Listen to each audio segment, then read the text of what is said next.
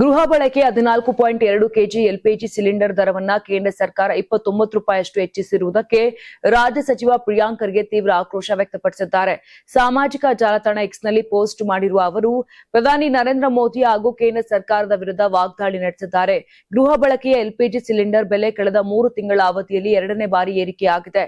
ಈ ಬೆಳವಣಿಗೆಯನ್ನು ಉಲ್ಲೇಖಿಸಿದ ಪ್ರಿಯಾಂಕ್ ಖರ್ಗೆ ವಾಣಿಜ್ಯ ಬಳಕೆಯ ಸಿಲಿಂಡರ್ ದರ ದಾಖಲೆ ಮಟ್ಟದಲ್ಲಿ ಏರಿಕೆಯಾದ ಬೆನ್ನಲ್ಲೇ ಗೃಹ ಬಳಕೆಯ ಸಿಲಿಂಡರ್ ಬೆಲೆಯನ್ನು 29ರಷ್ಟು ಹೆಚ್ಚಿಸಲಾಗಿದೆ ಅಂತ ಟೀಕಿಸಿದ್ದಾರೆ. ಪ್ರಧಾನಿ ಮೋದಿ ವಿರುದ್ಧ ವ್ಯಂಗ್ಯವಾಡಿದ ಅವರು ಬಹುಶಃ ರಾತ್ರಿ 8 ಗಂಟೆಗೆ ಪ್ರಧಾನಿ ಮತ್ತೊಮ್ಮೆ ಟಿವಿಯಲ್ಲಿ ಕಾಣಿಸಿಕೊಂಡು ದೇಶದ ಜನತೆಗೆ ಕಡಿಮೆ ಊಟ ಮಾಡಿ ಎಂಬ ಆತ್ಮನಿರ್ಭರತೆಯ ಉಚಿತ ಸಲಹೆ ನೀಡಬಹುದೇನೋ ಅಂತ ಕಟುವಾಗಿ ಟೀಕಿಸಿದ್ದಾರೆ.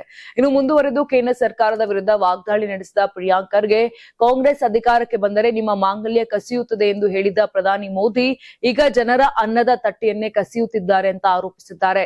ಎಲ್ಪಿಜಿ ದರ ಏರಿಕೆಯಿಂದ ಜನಸಾಮಾನ್ಯರ ಬದುಕಿನ ವೆಚ್ಚ ಮತ್ತಷ್ಟು ಹೆಚ್ಚಾಗಲಿದೆ ಅಂತ ಹೇಳಿದ ಅವರು ಬೆಲೆ ಏರಿಕೆಯ ವಿಚಾರದಲ್ಲಿ ಬಿಜೆಪಿ ನಾಯಕರು ಮೌನ ವಹಿಸಿರುವುದನ್ನು ಪ್ರಶ್ನಿಸಿದ್ದಾರೆ.